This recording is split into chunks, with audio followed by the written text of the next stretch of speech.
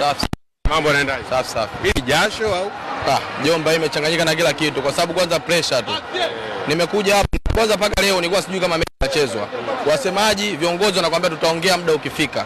Haya muda umefika, watuambia leo saa 6 kwamba tutakuwepo uwanjani. Alafu wanakuja nafanya vitu walivyofanya hapa uwanjani. Masuala ya siasa na mpira wayaache. Yaani wayaache, kama umeona kabisa mimi Simba nimechoka, tuachie timu yetu. Tutaendesha wenyewe. Hiko alichokifanya sio sahihi kabisa. Sio sahihi. Mara ya 5 hii mtani Kwa nini umeleta timu alafu hujatoa taarifa kwamba sisi tunaleta timu? Bwana, kuna masuala ya uchawi kama unavyofahamu. Watu hawajafanya hivyo vitu. Sio, najua mechi hamna.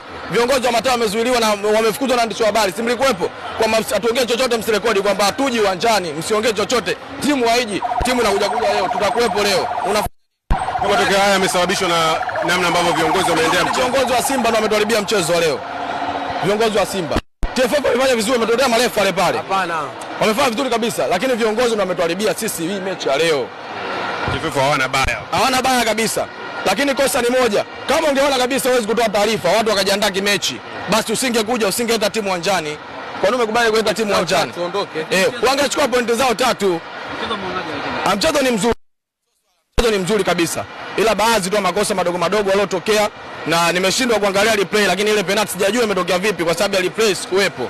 Ningeangalia replay ningekwambia ile penalty sio au ndio. Lakini mchezo ni mzuri. Kikubwa tu ni kwamba hata wachezaji na hisi hakuwa na psychology kama atakuja hapa. Ukiendelea hivi? Tukiendelea hivi nafasi ya 5 tunaisahau sasa hivi kimataifa. Tunaisahau. Kwa sababu Yanga ni mdogo kwetu wa 15 kitaifa. Sasa angalia sisi watano. Muona tunachokifanya hapa. Wanatudhalilisha mara ya 4 sasa hivi. Wanabeba kombe. Na hili leo ndo kubwa. Yaani zote hazijatuma, hii leo ndo imetuma. Huwezi kubeba kombe mbele yetu. Unachukuaje kombe mbele ya mtani wako? Unachukuaje kombe? Lakini mmeliachia wenyewe. Si ndio hivyo wafanya viongozi bro. Viongozi hii ni hujuma.